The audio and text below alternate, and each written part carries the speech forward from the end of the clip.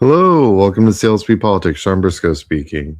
So, North Carolina, 2026, going to probably decide the Senate and the House and various other things. If you go back, you can look at my North Carolina congressional breakdown for the primary. You can see that it's a very dynamic state at that level, and at this level, we're looking at least a 5 or 6 point swing based on just the math we've got in front of us. So this this this this is going to be a really interesting state to operate in. And you've got red and blue everywhere, but really, it's, and I keep reminding everybody, it's that white area. It's the areas between the blueberries that you've got to look at. And the whiter they are, that means that they're like a 50-50, both Republican and Democrat. All that used to be red, right? Those are the suburbs going, you know what?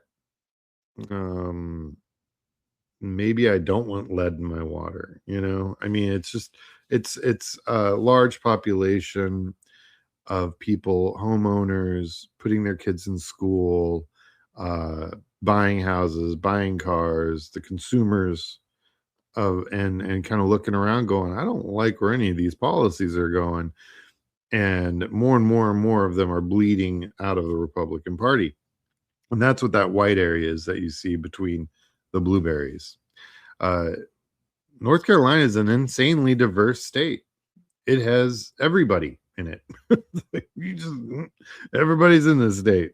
It's and it goes right through the middle. Really, really interesting, and big cities with lots of diverse populations. And given that the vast majority of the Republican Party is white, this is usually why Republicans will do gerrymandering when they see a map exactly like this, because Texas is starting to look like this, and they're like, no, and they're redrawing as much as they can to hold on to what little power they'll have after this cycle. Real quick, like and subscribe if you haven't. If you're running for office and you're having a bit of trouble, feel free to reach out to me at clsbpolitics.com. I've come in and I work with various different campaigns at different places in their cycle. I have rebuilt donor data, donor lists, donor outreach material. I, of course, have done field programs and built out people's field program data targeting and things of that nature. So if you're trying to reach your voters or you're trying to reach your donors, give me a call. Also, I'm on YouTube, Blue Sky, Instagram, Substack, and TikTok. If you want to donate to this channel, you can at YouTube. There's a link for PayPal. It's also the QR code there. And if you want to go to Substack, you can become a paid member of my Substack. All right. So these are the lists, and I'm going to blow this up a little bit so everyone can see it. This is the list of all the candidates that are currently running. It's pretty much, I don't know, you can go and look these guys up. I did. It's everyone who's run for anything in North Carolina on both sides of the aisle. Roy Cooper and Michael Whatley are kind of leading the pack, and they're the ones I have polling on that goes back to August. So and lo and behold, they're the ones that have raised money. Now Roy Cooper's just destroying the Republican Party right now as far as fundraising goes. It's just not even close, right? Michael Whatley is sitting at 1.1 million, and Roy Cooper's at 8.5. And keep in mind, this was back in September. This is cash on hand. This isn't even how much they've spent. This is just cash on hand. So this is a pretty. This is some serious aura, as the kids like to say. So I do have some polling.